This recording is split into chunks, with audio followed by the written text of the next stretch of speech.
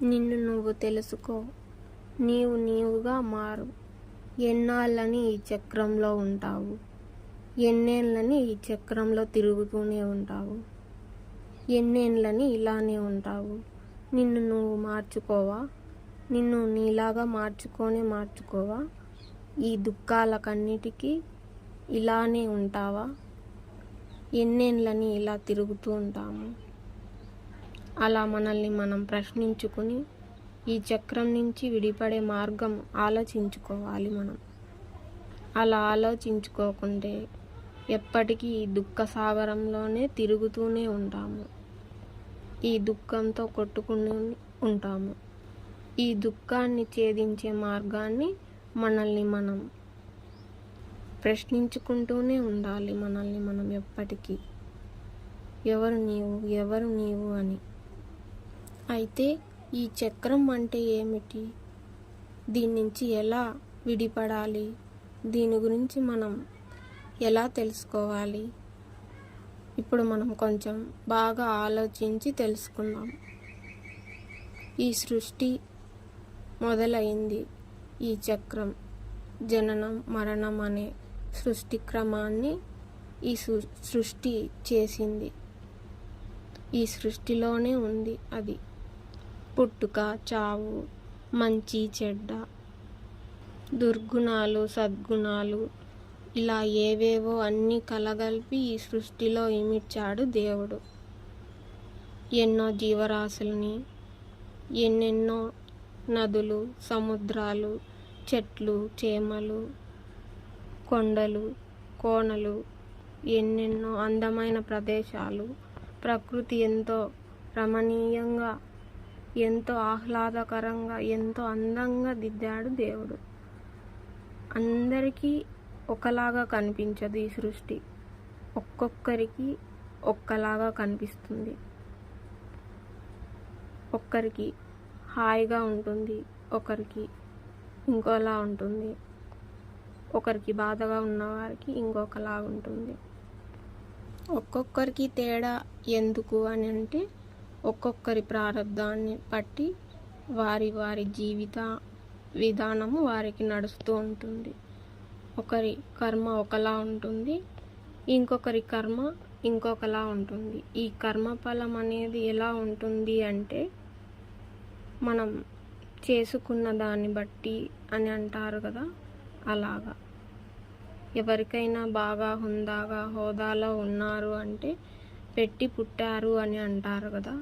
ఆ పెట్టి పుట్టడం అనేది మనకు ఏ విధంగా వస్తుంది అని అంటే ఒకప్పుడు ముందు జన్మలో వారు చేసిన దాన ధర్మాలు కానీ దాన గుణమును బట్టి కానీ వారికి అలా పుణ్యఫలంగా వారికి ఉన్న హోదాలో ఉన్న చోటున పుట్టే అవకాశం వచ్చి అలా పెట్టి పుట్టారు అని అంటారు.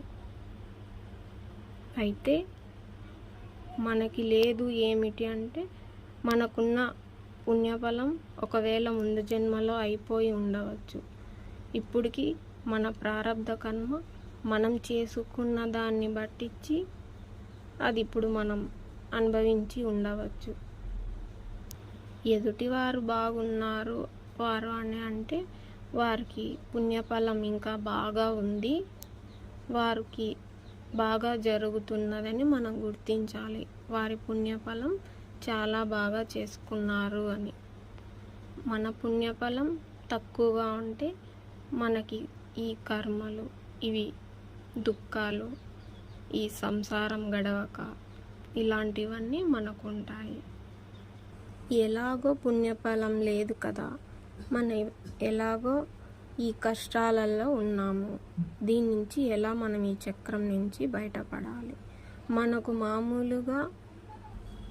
మామూలుగా మన దుఃఖానికి కారణం మొదటిది మన అతి మంచితనం. మనకు పరువు, మర్యాద, గౌరవం ఇలాంటివన్నీ కావాలి. ఒకరిని అప్పడకూడదు. అప్పు చేసిన తర్వాత దాన్ని తీర్చలేని భయం ఉంటుంది కాబట్టి అప్పు కూడా చేయకూడదు. ఇలా చేయలేము కాబట్టి ఎంత ఉందో దానిలోనే సరిపెట్టుకుని ఎంతో కష్టపడి ఈ పరువు మర్యాదలు కాపాడుకుంటూ చుట్టుపక్కల వారు కానీ బంధువుల్ని కానీ వారితో సమానంగా తూగలేము. అలా తూగాలని చూసినా సరిపడము వారికి. అలా వారేమో హేళనగా చూస్తున్నారనే భావనలు, మనకెందుకు ఇలాంటి స్థితిలో ఉన్నామనే ఆలోచనలు. దీన్ని ఎలా ఎదుర్కోవాలి? మన ఆర్థికము సరిపోదు, మన మంచితనము ఒప్పుకోదు, గౌరవాలు కావాలి. దీన్ని ఎలా మనం ఎదుర్కోవాలి? ఎంతకాలం అని? ఇది జీవితం కదా, మనకి ఇలా ఎందుకుంది? మనం ఎలా తెలుసుకోవాలి? వారు ఆ పై స్థాయిలోనే ఎందుకున్నారు? ఇలా ఎన్నో ప్రశ్నలు వస్తూనే ఉంటాయి. దీని నుంచి ఎలా మనం బయటపడాలి? ఈ ప్రశ్నలకి జవాబులు తెలియకపోతే అంతకన్నా దుఃఖం ఇంకొకటి ఉండదు. వారు బాగున్నారు. వీటికి తెలియకపోతే మామూలుగా ఒక భార్యాభర్తలు అనుకోండి, ఒక భార్య అంటుంది, ఒక ఆర్థికం తక్కువ అనుకోండి, అందరికీ నగలు ఉన్నాయి, ఎన్ని సంవత్సరాలైనా నువ్వు నాకు నగలు తీసుకురాలేదు, ఇలానే ఉంటారు మీరు, పిల్లలకి కూడా ఏవి తీసుకురారని ఇలా గొడవ పడడం లాంటివి ఉంటాయి. అయితే మనకి ప్రశ్నలకి జవాబు తెలిసినప్పుడు ఆ కర్మల ఫలం వల్లనే, ఆ పుణ్యఫలం వల్లనే వారికి అలా ఉంది, మనకి ఇలా లేదు అని తెలిసినప్పుడు అలా గొడవలు అనేటివి మనకు ఉండవు. తెలియకపోతే మటుకు ఆ దుఃఖ సాగరంలోనే ఉంటాం మనం, అది తెలిసేంత వరకు. ఒకవేళ భర్త అయితే, మీ అమ్మ వాళ్ళు ఏం పెట్టారు, అది పెట్టారా, ఇది పెట్టారా, ఇలాంటి గొడవలన్నీ ఉంటాయన్నమాట. అదే వాళ్ళిద్దరూ తెలుసుకున్నారనుకోండి ఈ ఆధ్యాత్మికంలో, అప్పుడు వాళ్ళ అమ్మ వాళ్ళు అనే ప్రస్తావన ఉండదు. మీ అమ్మ వాళ్ళు ఏం పెట్టారని భర్త అడగడు, మీరు నాకు ఏమీ చేపించలేదు అని భార్య కూడా అడగదు. ఇలా ఎన్నెన్నో తెలుసుకోవచ్చు మనం ఈ ఆధ్యాత్మికంలో. ఇలా విషయానికి వస్తే ఇలాంటివన్నీ ఉంటాయి. మళ్ళీ ఈ వారి హేళన చేష్టలు ఇవన్నీ ఉంటాయన్నమాట. ఇలా వారిని ఎదుర్కోలేక మనకి ఎన్నెన్నో ప్రశ్నలు వస్తుంటాయి కదండి. వాటిని మనం ఈ విధంగా ఆలోచించాలి. వారి కర్మఫలం అనేది బాగా ఉంది, వారి పుణ్యఫలం అనేది బాగా ఉంది. అయితే మనకు లేదు, కానీ మనకు మంచితనం అనేది ఉంది. కొంతమంది బిహేవియర్ చాలా కఠినంగా ఉంటుంది, వాళ్ళలాగా మనం ఉండలేము. అది కూడా మనం ఆలోచించుకుంటూనే ఉంటాము. కనీసం అంటే వారికి ఆ హోదా అనే వాళ్ళు ఉన్నారు, కనీసం మనకి కఠినం కూడా లేదు ఎందుకు అని ఒకప్పుడు నేనైతే బాధపడేదాన్ని. కానీ తర్వాత తెలిసిన తర్వాత ఆ కఠినం లేకపోవడం వల్ల ఈ ఆధ్యాత్మికం వైపు దైవం పిలుచుకోవడానికే ఇలా మనల్ని పుట్టించాడు అని అర్థమైంది. మనకి ఎంత చేసినా ఆ కఠినం అనేది రాదండి, మనకు ఆ పుట్టుకతో నుంచే వస్తుంది. అది కొంతమంది కఠినంగానే ఉంటారు, కానీ మనకి ఆ కఠినం లేనందుకు చాలా సంతోషంగా ఉంటుంది నాకు. అలా మనకి ఏవేవో లేవని ఏవేవో ఆలోచనలు ఎన్నెన్నో ఉంటాయి. ఈ దుఃఖ సాగరం నుంచి ఎలా తప్పుకోవాలి, అలా వాళ్ళు మన మంచితనానికి, మనకి ఆర్థికం లేదనో ఏదో ఒక రకంగా మన చుట్టూ ఉన్న వాళ్ళే తక్కువగా చూడడము, ఏదైనా ఫంక్షన్లకి, ఏదైనా పేరెంటాలకు కానీ ఒకరిని నచ్చిన వాళ్ళని పిలుచుకోవడం లాంటిది కానీ, ఈ నచ్చని వాళ్ళని అంటే తక్కువ ఉన్న వాళ్ళని వదిలేయడం కానీ, ఇలాంటివన్నీ చూస్తూనే ఉంటాం మనం. ఇవన్నీ మీకు కూడా జరిగే ఉంటాయి ఒకవేళ మాలా ఉంటే. అంటే ఆర్థికం తక్కువ అని కాదండి, ఎంత ఎక్కువలో ఉన్నా ఆ పైన ఉన్న వాళ్ళకి ఈ తక్కువ ఉన్నవాళ్ళు తక్కువలానే అనిపిస్తారు కదా, అలా చెప్తున్నాను అనమాట. ఇది అందరికీ వర్తిస్తుందని నేను అంటున్నాను, తక్కువ వాళ్ళని కాదు. ఎంత పై స్థాయిలో ఉన్న వారికైనా వారికంటే కొంత తక్కువ ఉన్న వారిని కూడా తక్కువలానే చూస్తారనమాట. అది నా ఉద్దేశం అన్నమాట. ఇలా హేళనగా చూసినప్పుడు మనకు అనిపిస్తుంది మనం వారితో పోటీ పడలేము, ఇది కాదు, ఇది ఎప్పటికవుతుంది, ఇలా మనకు అనిపిస్తూనే ఉంటుంది. ఇలా అనిపించినప్పుడు ఇది ఇంతేనా, మనం ఇంతే సరిపెట్టుకోవాలా చెప్పండి? మనం ఇంతే, మనకిక కాదు, మనం వదిలేయాలా? అంతేనా? ఇంకా కాదు కదా.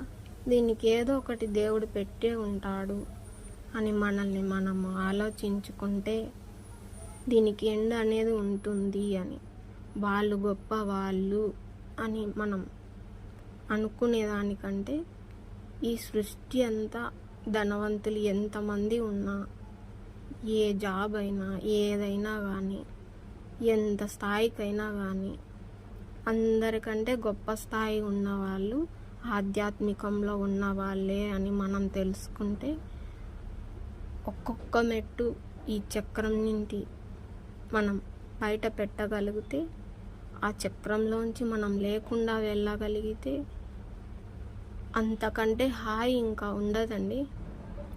చాలా చాలా హాయిగా ఉంటుంది. మనం ఈ చక్రంలో ఉండము, ఆ దుఃఖ సాగరంలో మనం ఉండము.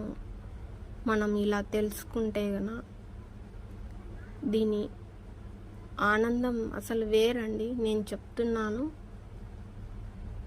అలా ఎవరెవరైతే ధనం ఉందనో, ఏ రకంగా అయినా బలం ఉందనో, అహంకారంతో ఉంటారు చూడండి, ఏ విధంగానైనా సరే వాళ్ళు ఎలా ఉన్నా వారి పుణ్యఫలం ఎంతవరకు ఉంటే అంతవరకే వస్తుంది.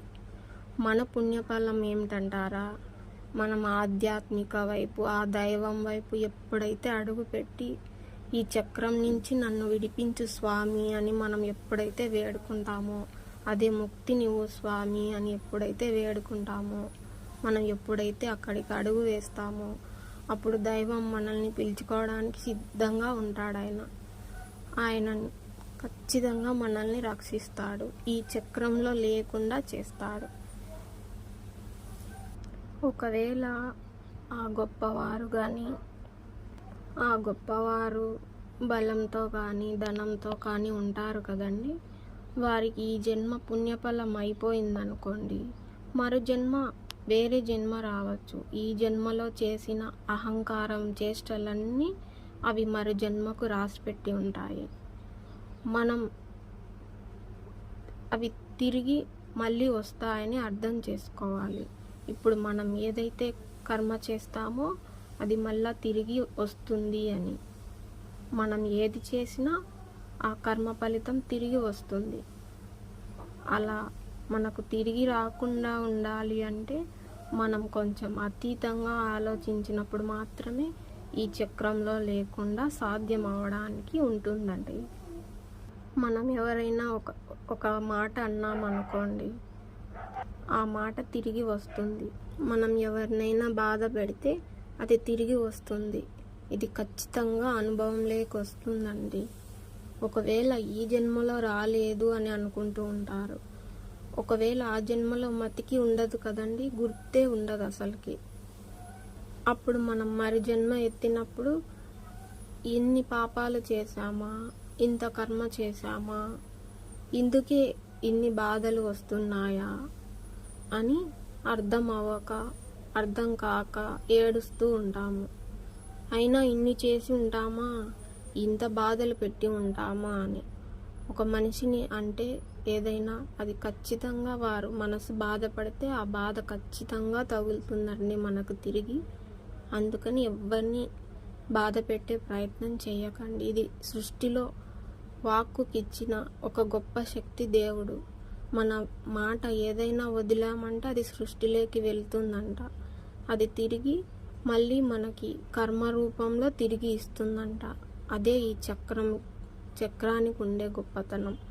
మనం మంచి చేస్తే తిరిగి మంచి ఇస్తుంది, చెడ్డ చేస్తే తిరిగి చెడ్డనే ఇస్తుంది. ఈ సృష్టి యొక్క చక్రానికి ఉన్న గొప్పతనం అటువంటిది.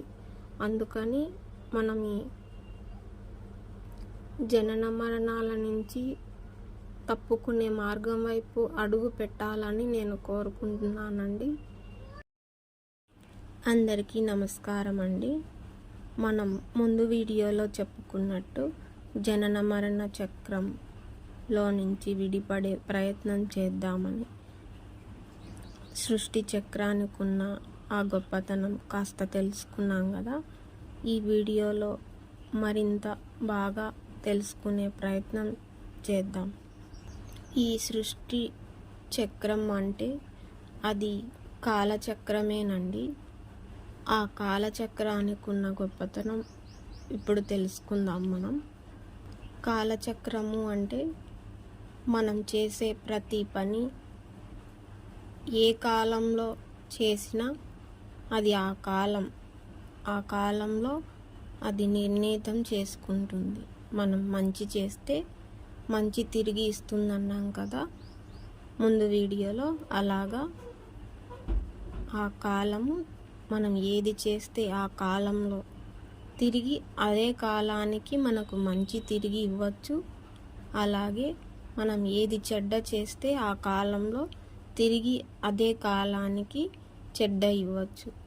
అంటే ఈ జన్మలో చేసినది మరు జన్మ కాలానికి అప్పుడు ఇవ్వవచ్చు, లేదా ఈ జన్మలో చేసినది ఈ జన్మలోనే ఇవ్వవచ్చు. అది మనం చేసుకున్న దాన్ని బట్టి ఉంటుంది అంటారు కదా, ఆ విధంగా మనం అర్థం చేసుకోవాలి.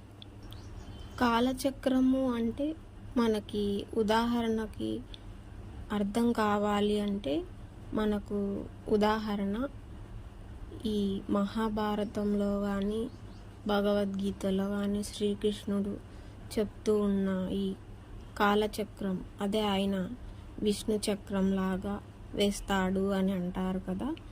ఆ విధంగా ఆయన ఆ చక్రాన్ని ధరించడము అంటే ఆ కాలచక్రాన్నేనండి ధరించడము. ఆ కాలచక్రము ఆయన ధరించడము అంటే కాలాన్ని ఆయన ఎంతో మేధా సంపత్తితో ఆయన కాలాన్ని పట్టి ఉంటారు అని అర్థం అన్నమాట. మీరు ఇక్కడ మహాభారతం సీరియల్ మా టీవీలో ఛానల్లో కానీ చూసి ఉంటే మీకు అది బాగా అర్థమై ఉంటుందండి. ఇంకా సినిమాలో కానీ మహాభారతంలో శ్రీకృష్ణుడు శిశుపాలుడి వధ అనే సంఘటన ఉంటుంది కదా, ఆ ఘట్టం అది మీరు చూసి ఉంటే ఇప్పుడు మనం ఆ ఉదాహరణ చెప్పుకుంటాం కాబట్టి అది ఇప్పుడు అర్థం అవ్వడానికి కొంచెం బాగుంటుందండి మనకు చెప్పుకోవడానికి. ఇక్కడ మహాభారతం సీరియల్లో అయితే పాండవులు, ధర్మరాజు, ద్రౌపది వారు రాజసూయ యాగం చేసినప్పుడు పెద్దలను, గురువులను అందరినీ ఆహ్వానించి అక్కడ ఏర్పాటు చేసి ఉంటారు కదండి ఒక సభ. అక్కడ శ్రీకృష్ణుడికి ప్రథమార్ఘ్యము, అదే అగ్ర పూజ చేయడం లాగా వారు చెప్పుకుంటారు కదా. అప్పుడు శిశుపాలుడు శ్రీకృష్ణుడిని హేళనగా చేసి మాట్లాడతాడు కదా.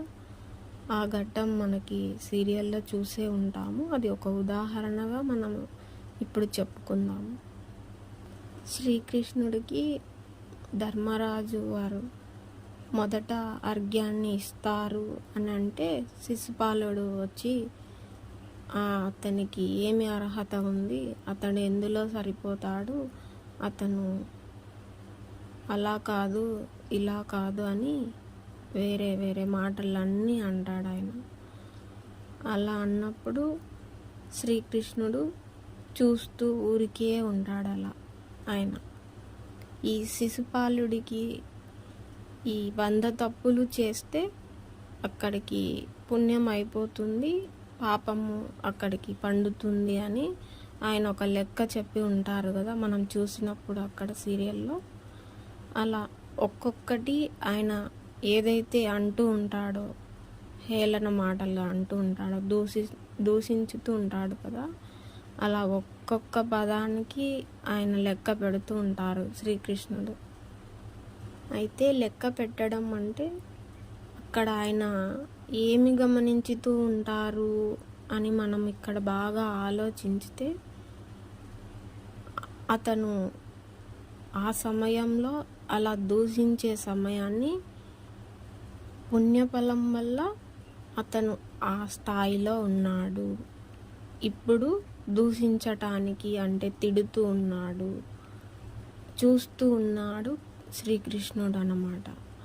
ఇలా ఆ పుణ్యఫలం ఉంది, మనం ఊరికే ఉండాలి, ఈ కాలంలో ఈ సమయంలో చూస్తూ ఉండాలి అని ఆయన గమనించుతూ ఉంటాడనమాట. అంటే ఏదైతే దూషణ జరుగుతుందో ఆ పాపము జరుగుతూ ఉంటుందన్నమాట. ఆ దూషణ వల్ల అంటే ఆయన తిడుతూ ఉంటారు కదా, ఏ వాక్ అయితే దాన్ని వ్యర్థంగా మారుస్తున్నాడు అతడని దానికి ఫలితం అనేది వస్తూ ఉంటుంది. ఒకవైపు పుణ్యం తరుగుతూ ఉంటుంది, ఒకవైపు పాపం పెరుగుతూ ఉంటుందన్నమాట. దాన్ని ఆయన కాలానికి విడిచి చూస్తూ ఉంటాడనమాట. ఏ విధంగా అహంకారంతో ఈ కాలము నాది అని విర్రవీగుతూ ఉంటాం కదా మనం, ఆ విధంగా మనం అర్థం చేసుకోవాలి. అటు అయినా మనమే, ఇటు అయినా మనమే అని మనం అర్థం చేసుకుని ఆ స్థానంలోకి వెళ్ళి మనల్ని మనం పరిశీలన చేసుకుంటే అది అర్థం అవడానికి మనకు వీలుంటుందండి. అలా శ్రీకృష్ణుడు గమనించుతూ ఉంటాడు కదా మనం చూసినప్పుడు. అక్కడ ఆయన దూషణ చేస్తూనే ఉంటాడు. చివరికి అన్నీ దూషణ అంతా పూర్తయిన తర్వాత ఇక నీ సమయం అయిపోయింది శిశుపాల అని శ్రీకృష్ణుడు ఆ విష్ణు చక్రం అనేది, సుదర్శన చక్రం అనేది వదులుతాడు కదా, అది మనం చూస్తాము. అప్పుడు అతని శిరస్సు అనేది ఖండించుతుంది కదా ఆ చక్రం అనేది, అది మనం బాగా గమనించుతాం కదా అక్కడ. అయితే ఇక్కడ మనం బాగా అర్థం చేసుకునే విషయం ఏమిటంటే, ఆ సుదర్శన చక్రము, ఆ కాలచక్రము ఆ శిరస్సును ఖండించింది కాబట్టి ఇక్కడ మనం ఏం అర్థం చేసుకోవాలి అని అంటే, ఏదైతే వాక్కుతో అహంకారంతో నేను అనే శిరస్సు అహంకారం ఉంటుంది కదా, ఆ అహంకారాన్ని తీసివేయడం లాగా మనం అర్థం చేసుకోవాలి. అంటే అక్కడ ఆయన సుదర్శన చక్రంతో కాలచక్రంతో అతని శిరస్సు ఖండించడం అయితే మనం చూస్తాము. కానీ మనం బాగా అర్థం చేసుకోవాల్సిన విషయం ఏమిటంటే, కాలానికి మనం ఎవరైనా ఇప్పుడు మనం ఏదైనా ఫంక్షన్కి వెళ్ళినప్పుడు కానీ ఏదైనా మనకు అనుభవాలు అయితే ఉంటాయి కదా, ఫంక్షన్లకి వెళ్ళే వాళ్ళకి వెళ్తూ ఉంటారు. వెళ్ళినప్పుడు అవి అందరికీ జరగాలని రూల్ ఏం లేదు, ఎవరికి అనుభవం అయి ఉంటే వారికి బాగా అర్థం అవుతుంది అన్నమాట. ఈ సంఘటనలు అవమానించడము, ఏదైనా మాటలు అంటూ ఉంటారు కదా, చెలోక్తులు ఇవి విసరడము, ఊరికే ఉంటాము మనం, కానీ వాళ్ళు అంటూ ఉంటారు కదా, కానీ మనం గౌరవించాలి అనే మాట మీద ఉండాలి, వారిని మనం తిరిగి ఏమీ అనకూడదనే మన గౌరవ భావనతో మనం అలానే ఉంటాము. మనం అలా ఉండడం అనేది వారు అంటూనే ఉంటారు, ఏదైనా పెద్దవారు కానీ ఏదైనా కానీ అంటూ ఉంటారు, మనం అనకూడదు అని అంటే ఇది మామూలు విషయమేనండి. కానీ అది చక్రంలో వారు అంటూ ఉంటారు, మనం పడుతూ ఉంటాము, మనం బాధపడుతూ ఉంటే ఇలా సరిపోతుందా? కాదు కదా. దాని అర్థం మనం తెలుసుకుంటే ఈ అహంకార భావనతోనే అంటూ ఉంటారు తెలియక, ఈ స్థితి తెలియకనే వారు అంటూ ఉంటారు. ఈ కాలచక్ర విలువ వారికి తెలియదు, మనం తెలుసుకున్నప్పుడు అది తిరిగి ఇస్తుంది, తప్పక ఇస్తుంది. ఈ కాలచక్రం గొప్పతనమే అది కదండి, తిరిగి ఇస్తుంది. అది మనం తెలుసుకుని ఊరికే చూస్తూ ఉంటే కాలానికి విడిచిపడితే మనం ఆ విషయాన్ని అంటే అననివ్వండి, ఏమీ కాదు. ఇప్పుడు పుణ్యఫలం ఉంది, వాళ్ళు అనగలుగుతున్నారు, మనం పడుతున్నాము, అంతవరకే తీసుకోవాలి మనం. నన్ను అంటున్నారు, నన్ను బాధ పెడుతున్నారని మనం కూడా బాధపడితే మనం కూడా ఈ చక్రంలో, వాళ్ళు చక్రంలోనే తిరుగుతారు, మనం కూడా చక్రంలోనే తిరుగుతామన్నమాట. అలా కాకుండా అది అహంకారంతో చేస్తున్నారు, తెలియక చేస్తున్నారు. మనలాగా వాళ్ళు కూడా ఒకరోజు తెలుసుకోవాల్సిన ఒక రోజు వస్తుంది. ఈ జన్మ కావచ్చు, మరో జన్మ కావచ్చు, వారు అంటూనే ఉంటారు, తెలియనన్నాళ్ళు అంటూనే ఉంటారు.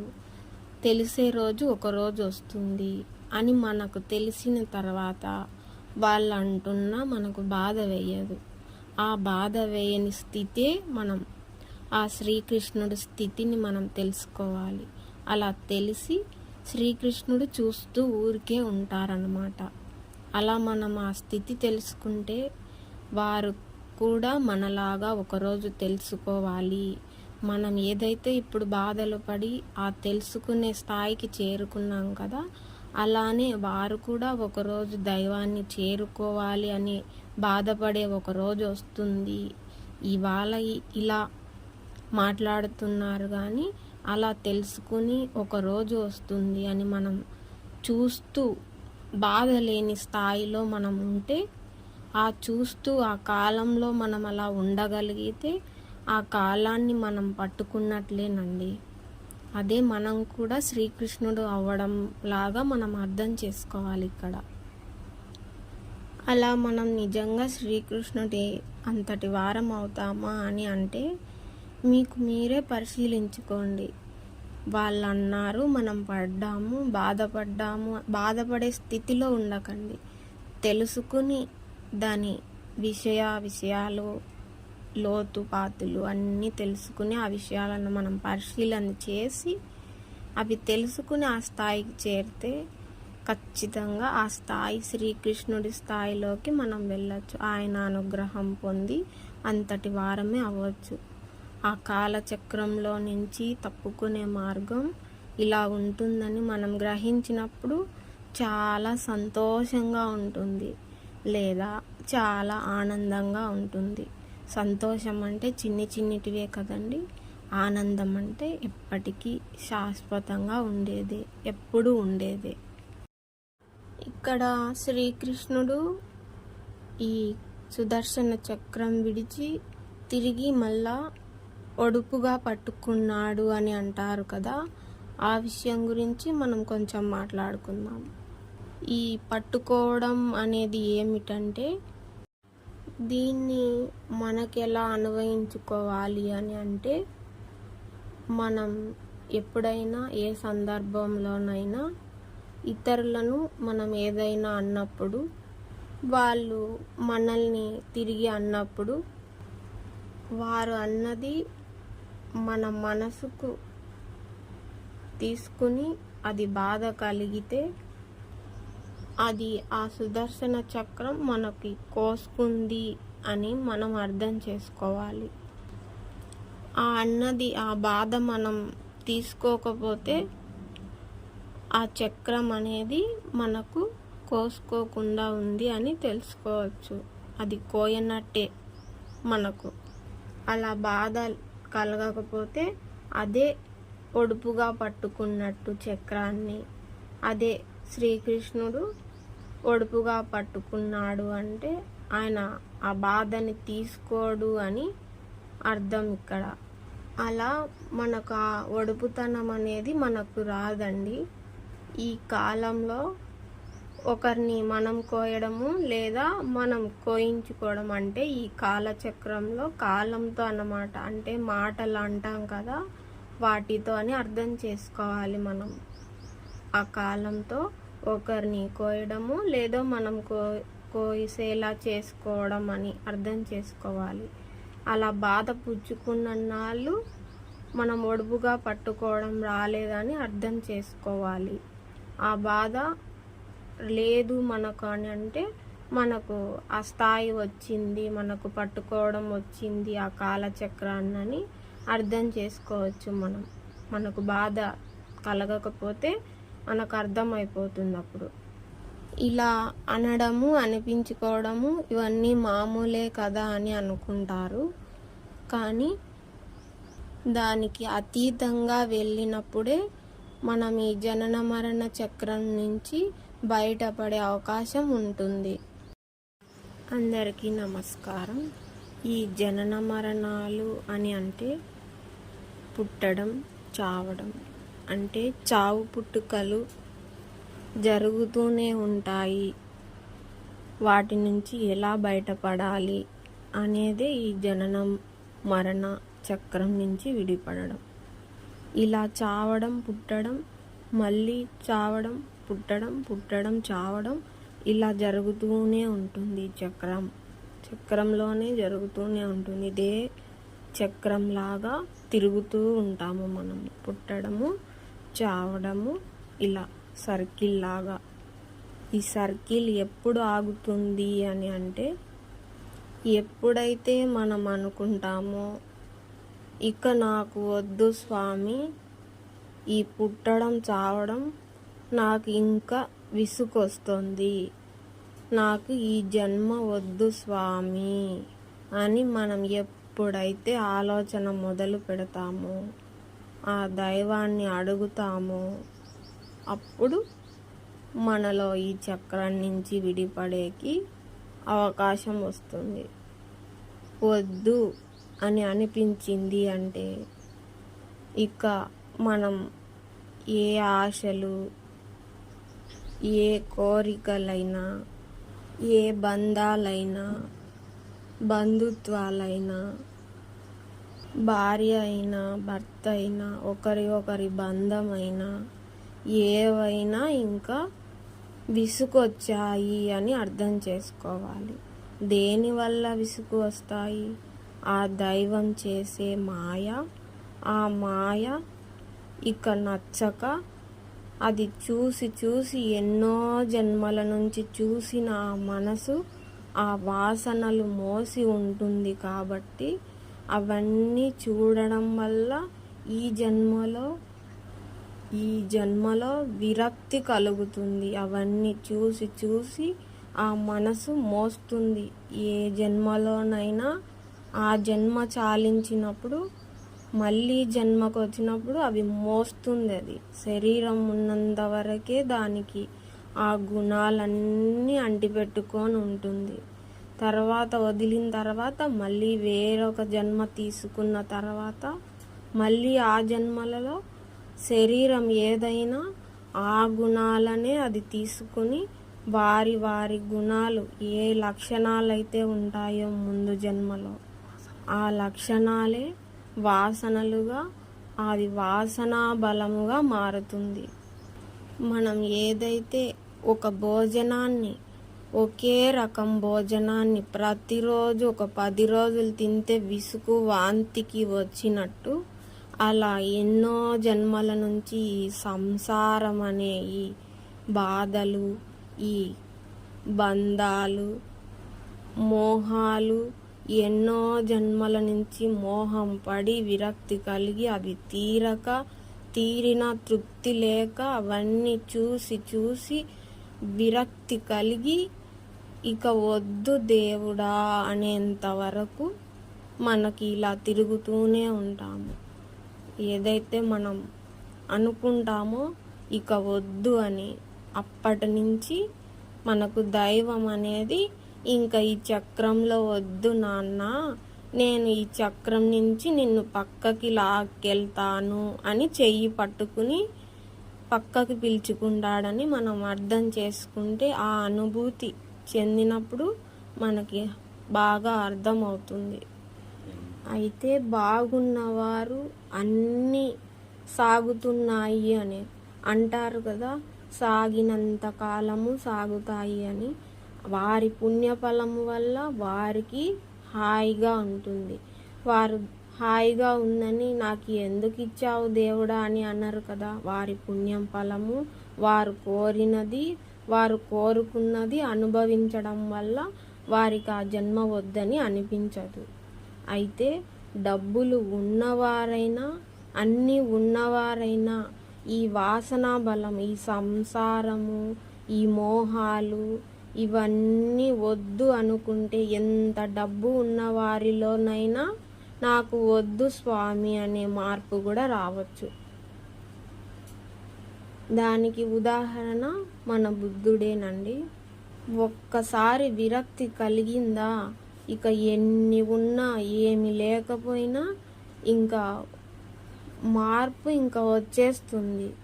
అలా అన్నీ ఉన్న బుద్ధుడే రాజ్యాన్ని అంతటినీ వదిలేసి వెళ్ళాడు. అంత ఉన్నా కూడా, అంత భోగభాగ్యాలున్నా అన్నింటినీ వదిలేశాడు కదా బుద్ధుడు. దేనివల్ల అంటే విరక్తి వల్ల. ఇక నచ్చవు వారికి ఏ భోగభాగ్యాలు కానీ, ఏమి ఇచ్చినా ఏం చేసినా వారికి ఇక రుచించవు అవి. ఎందుకంటే ముందు జన్మలలోనే అవన్నీ అనుభవించిన ఆ గుణాలన్నీ ఉంటాయి కాబట్టి ఆ మనసు ఈ జన్మ తీసుకున్న తర్వాత ఆ వాసనలన్నీ బయటికి వస్తాయి కాబట్టి ఆ అనుభవం విరక్తి చెందింది కాబట్టి ఇక వద్దు అనే స్థాయికి వస్తారు. ఇప్పుడు మనమైతే ఆ దేవుడు అలా చేయి పట్టుకుని ఆ చక్రంలో లేకుండా మనకు సాయం చేస్తుంటే, మనం ఆ విరక్తితో విచారణలోకి దూసుకెళ్ళిపోతూ ఉంటే, మనకు కొంచెం కొంచెం అన్నీ అర్థం అవుతుంటే ఇవన్నీ శాశ్వతం కాదు అని. ఏవి శాశ్వతం కాదు. ఈ బంధాలు, బంధుత్వాలు, భార్య, భర్త, పిల్లలు ఏదైనా శాశ్వతం కాదు. ఇవి నిజం కాదు. ఈ ప్రేమలన్నీ నిజం కాదు, తాత్కాలికమైనటివే. నిజమైన ప్రేమ మన దైవం ఇచ్చేదే. ఆ దైవమే మనమని తెలుసుకునేంత వరకు మనకి ఇలా పోరాటం చేస్తూనే ఉంటాము. ఇప్పుడు నేనైతే ఈ చక్రంలో ఉండాలా లేదా అని నిర్ణయించుకునేది, డిసైడ్ చేసుకునేది నేనే. ఆ ఈశ్వరునికి ఎట్టి సంబంధం లేదండి. ఏదైనా మన నిర్ణయమే. ఈ చక్రంలో ఉండాలా వద్దా.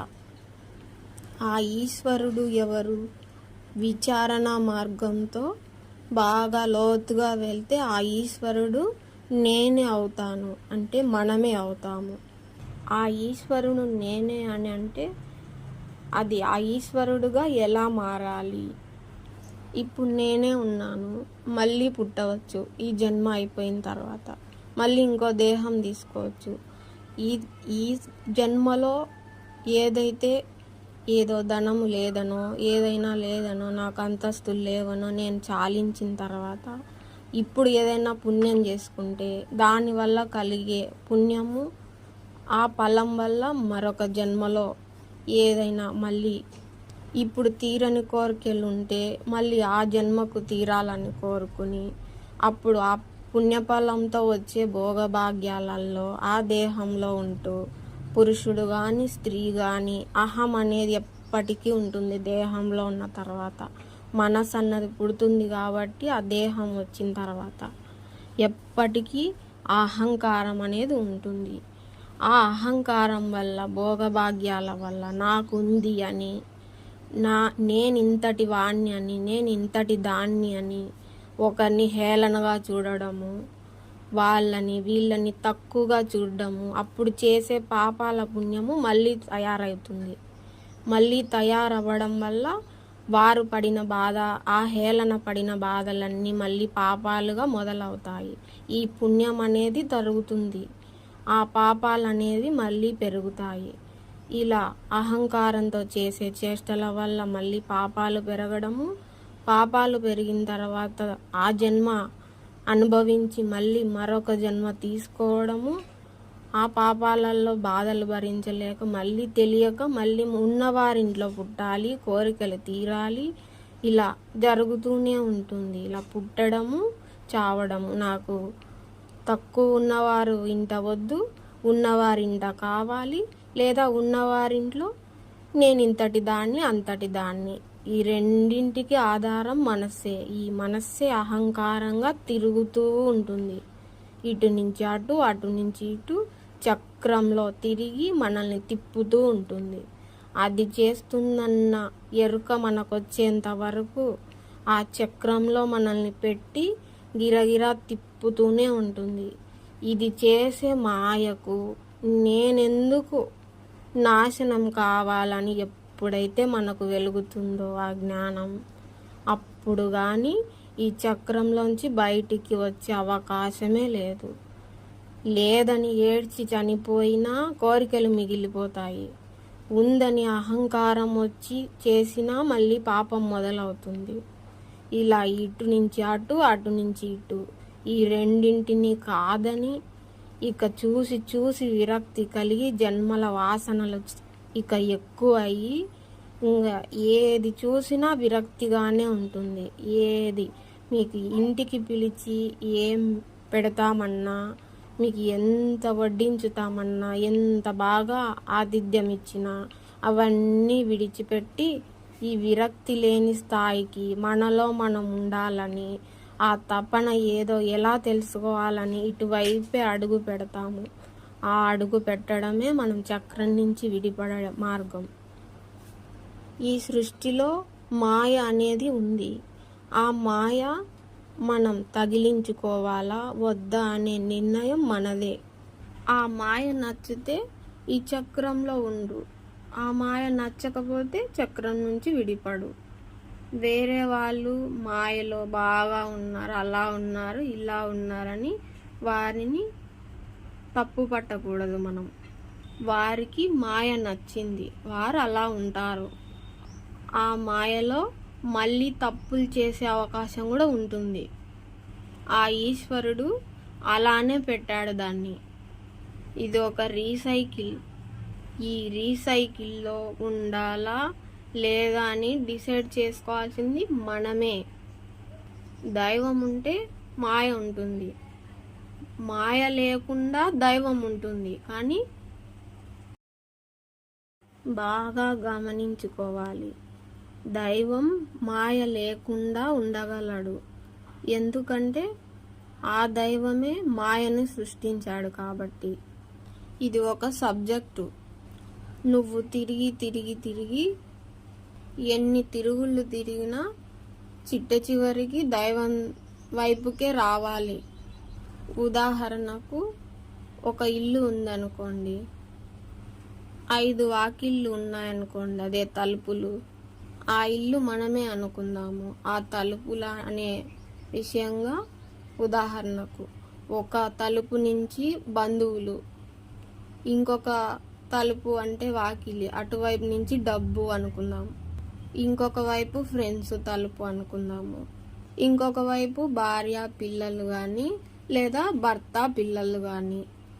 ఈ అన్ని తలుపులు మూసేసుకుంటాయి. కర్మ వల్ల అన్ని తలుపులు మూసేసుకుంటాయి. ఈ కర్మ వల్ల అన్ని తలుపులు మూసుకున్నాయి. ఉన్న ఒక్క తలుపు ఉన్న తలుపు ఒక్కటి, ఆ వాకిలి అనే డోరు, అది ఆ దైవం ఒక్కటే తెరిచి ఉన్నాడు. ఇంకా అప్పుడు నేను ఎవరు అని ప్రశ్నించుకుంటేనే అన్ని దావలు ఇంకా బంద్ అయి ఉంటాయి. మనం చేసుకున్న కర్మ అలా తెచ్చి పెడుతుంది అన్ని వాకిళ్ళు మూసుకునేలాగా. నేను నిజమా? ఈ దేహం నిజమా? ఈ మనసు నిజమా?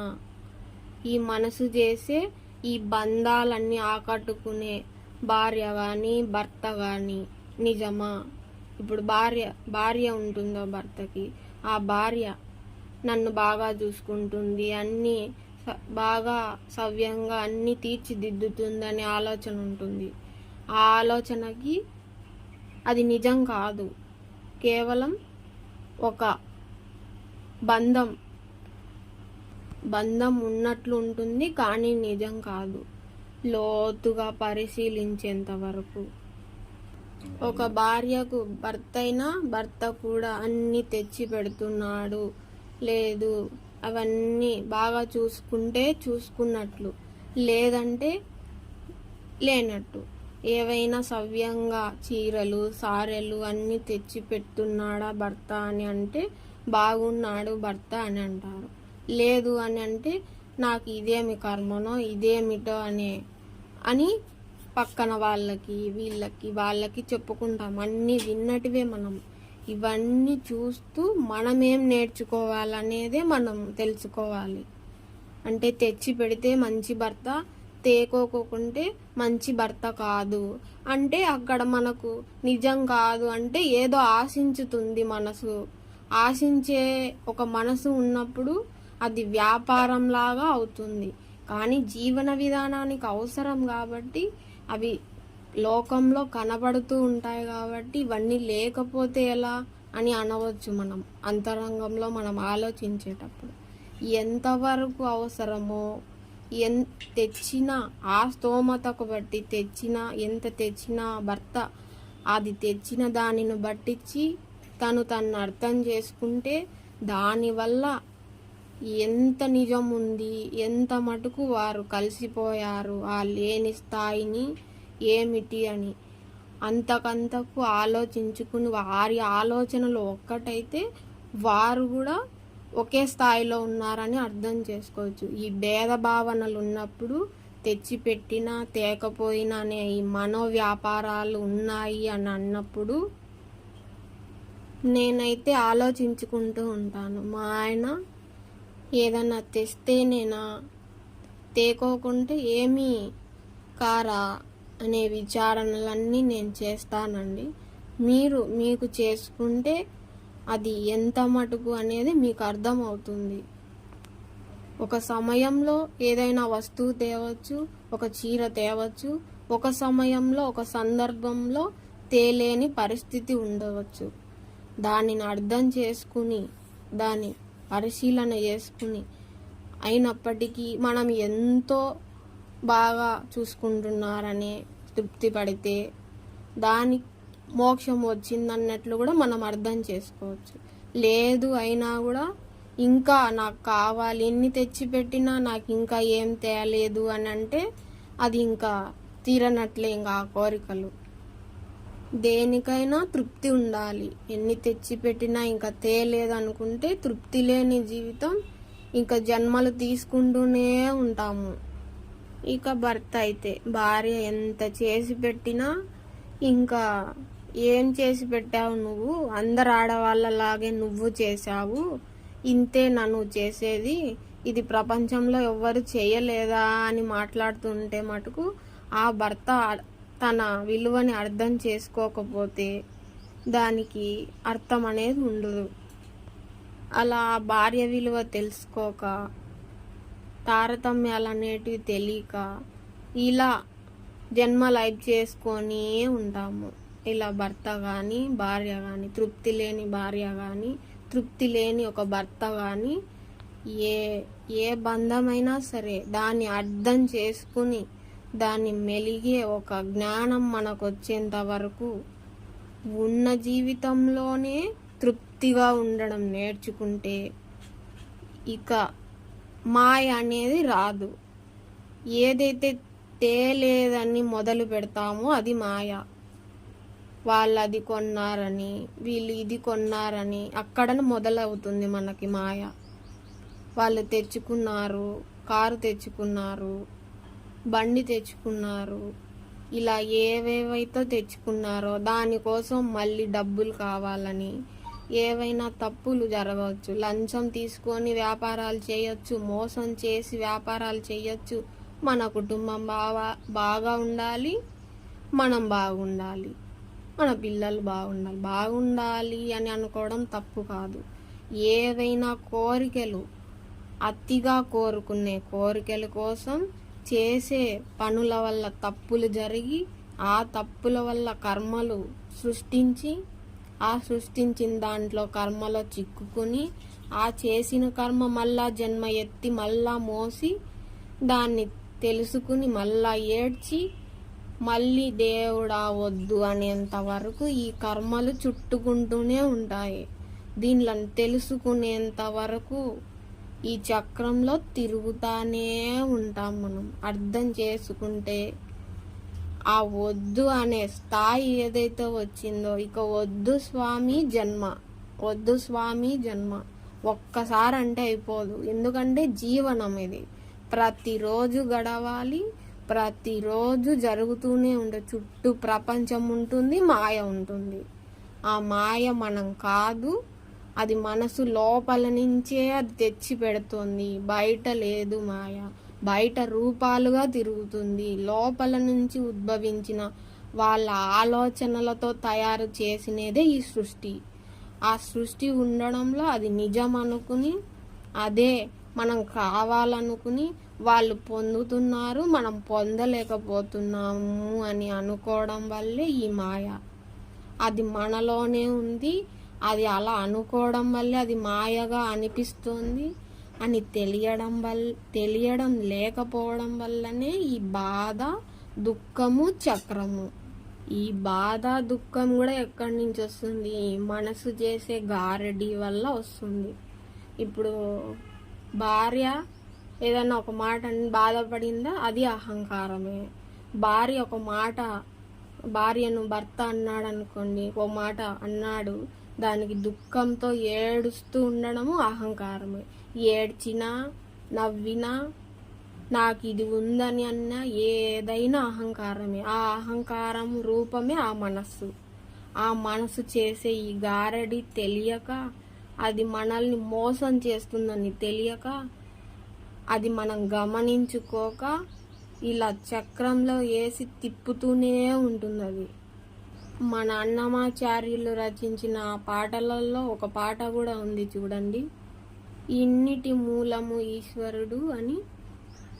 దావతి మనసిది వేవేల కర్మలు వేవేలైనా విడువగ తరమా అని, దాని కర్మఫలము మనం అనుభవించేలాగా చేస్తుందని ఆయన రచించినారు. అలా అన్నమయ్య పాటలు విని కానీ మనం తెలుసుకునే విచారణ మార్గాలు ఎన్నో ఉన్నాయి. వాటి నుంచి బయటపడాలి అనంటే, ఈ చక్రం నుంచి బయటపడాలి అంటే ఆ మనసు చేసే అల్లరి అంతా ఇంత కాదు. మీరు ఏకాంతంగా ఉండి మీరు మిమ్మల్ని ప్రశ్నించుకుని మీరు ఏ పని అయితే చేస్తున్నారో ఆ పని చేసిన తర్వాత మీతో మీరు మాట్లాడుకోండి. ఆ మాట్లాడుకునేటప్పుడు మీరు ఒక పని ఏదైనా మంచి చేస్తే దానికి ఒకరు పొగడాలని కానీ ఎదురు చూస్తూ ఉంటుంది. ఏదైనా బాగా చేస్తే పొగుడతారు మనల్ని, బాగా చేశారు, ఇంత బాగా చేశావు నువ్వు అని పొగడాలని ఎదురు చూస్తూ ఉంటుంది. ఏదైనా పొరపాటు చేశామంటే అప్పుడు మనల్ని బాగా గమనించుకుంటే అప్పుడు ఆ మనసు ఏమంటుందంటే, పొరపాటు చేసినానంటే మొట్టమొదట చక్రంలో ఇరికించడానికే చేస్తుంది అది. ఎంతమంది చేయలేదు ఈ పొరపాటు, నేను చేస్తేనే నా తప్పైంది, నువ్వేం అలా అనుకోవద్దులే అని మొట్టమొదట మన చక్రంలో తోసే పని చేసేది ఎవరో కాదు, మన మనస్సే చేస్తుంది. మనల్ని మోసం చేసే పని చేస్తుంది కాబట్టి ఆ మనస్సే మాయ. ఆ మాయే మనసు. ఇంతమంది చేయలేదు ఈ పొరపాటని మనల్ని మోసం చేస్తుంది. దాన్ని పక్క నుంచి ఈ తప్పు నేను చేసినాను అని మనల్ని అర్థం చేసుకుని, నువ్వెందుకు చెప్తున్నావే, నన్ను నేను సరిదిద్దుకుంటుంటే నువ్వెందుకు అడ్డుపడుతున్నావు, ఇంకా ఎన్నాళ్ళని నన్ను చక్రంలో ఇరికించుతావు, నీ నాటకాలు చాలించు అని ఎప్పుడైతే మనం దానికి రివర్స్ అయినప్పుడు అప్పుడు ఖచ్చితంగా భగవాన్ చెప్పిన ప్రకారంగా అది హులక్కి అయిపోతుంది. అంటే అక్కడి నుంచి మాయమవ్వడం అది కంటికి కనపరాదు. మనలో మనం ఆ గమనిక పెట్టి దాన్ని తిట్టినప్పుడు ఖచ్చితంగా అది మాయమవ్వడం అనేది మనకు ఖచ్చితంగా కనపడుతుంది. ఇది నా అనుభవంతో చెప్తున్నా, మా వారి అనుభవం కూడా ఇదే. అలా మన తప్పుల్ని మనం సర్దిద్దుకునేటప్పుడు ఆ మనసు చిక్కినప్పుడు అది తప్పుకుంటుంది. కొన్నిసార్లు చెప్పి తిట్టినప్పుడు సిగ్గుతో తల దించుకున్న ఉండడం కూడా మనం చూస్తాము. సిగ్గుతో తల దించుకుని సరేలే అని తల దించుకోవడం కూడా మనం బాగా ప్రత్యక్షంగా చూడొచ్చు మనలో మనము. కొన్నిసార్లు ఇలా మనం రివర్స్ అవ్వడము, చెప్పడము, దానికి రివర్స్ చేసినప్పుడైతే కొన్ని విషయాలు దాంతో మాట్లాడితే, నేను ఎవరి కోసమన్నా చెప్తున్నానా, నేను నీ మేలు కోసమే, నీ బాగు కోసమే కదా చెప్తున్నాను అంటుంది. మనం ఎరుకతో ఉన్నామని దానికి అర్థం అయ్యేసరికి సరేలే అని మెల్లగా జారుకోవడం కూడా కనపడుతుంది. అది మనస్సే అని దాని మీద మనం టార్గెట్ పెడితే, మనకు భగవాన్ చెప్పిన ప్రకారంగా దాంతో మనం మాట్లాడడం మొదలు పెడితే, భగవాన్ రమణులు చెప్పినట్లు గాఢ నిద్రలో ఉందా లేదా అని ఆలోచించుకుంటే గాఢ నిద్రలో ఉండదు. ఆ ఉండని దానికి ఉదయం లేచిన తర్వాత నుంచి మొదలు పెడుతుంది. కాబట్టి అప్పుడు మనల్ని మనం డివైడ్ చేసుకొని ఆ మనసు నుంచి అప్పుడు మనం స్టార్ట్ చేస్తే, అవి ఉన్నాయి పనులు, ఇవి ఉన్నాయి, ఇంత లేట్ లేస్తావా, లేదంటే లేకపోతే ఆ పనులు ఆగిపోతాయని మొదలు పెట్టింది అనుకోండి, అప్పుడు మనము దాంతో నువ్వు మళ్ళీ మొదలు పెట్టావా, నీ నాటకాలు చాలని దాంతో మనం మాట్లాడవచ్చు. ఇంకా ఎన్ని చేష్టలు చేస్తున్నావే, ఎన్ని జన్మల నుంచి నన్ను టార్చర్ పెడుతున్నావే అని మనం మాట్లాడడం మొదలు పెడితే, రోజు రోజు ఇలా దాంతో మనం మాట్లాడడం మొదలు పెడితే, అది ఇంకా ఉన్న విషయాలన్నింటినీ మనం మళ్ళించితే, దాంతో అలా మాట్లాడి మాట్లాడి మనలో మనం మెరుగు అవుతా వస్తే పరివర్తన అనేది బాగా వస్తుంది మనకి. అప్పుడు ఇంకా ఇది ఇక కాదులే అని మనం విచారణతో బయట విషయాలన్నీ తెలుసుకుంటూ ఉంటే, ఆ విషయాలన్నీ చెప్పి దాన్ని నేర్పించి, ఇది కాదు, ఇది నిజం కాదు, ఇది అబద్ధము, జన్మల నుంచి చేసిన మాయ చాలు, ఇక నేను విడిపడతాను నీ చక్రం నుంచి, నీ ఆటలు చాలని చెప్పగా చెప్పగా చెప్పగా దానికి ఇక అప్పుడు అర్థం చేసుకుని, ఇక చాలు తల్లి, అంతరంగంలోకి రా, దైవంగా మారు, ఇక జీవుడిలాగా బతకాలనుకోవడంలా, ఇక నువ్వే నేను, నేనే నువ్వు, ఈ రెండు దేవుడే అనే స్థాయికి నేను వెళ్ళాలనుకుంటున్నానని అర్థం అయితే, మనకు ఆ స్థాయి వస్తే ఆ దేవుడు మనమే అని తెలుసుకుంటే ఆ చక్రంలో మనం ఉండము.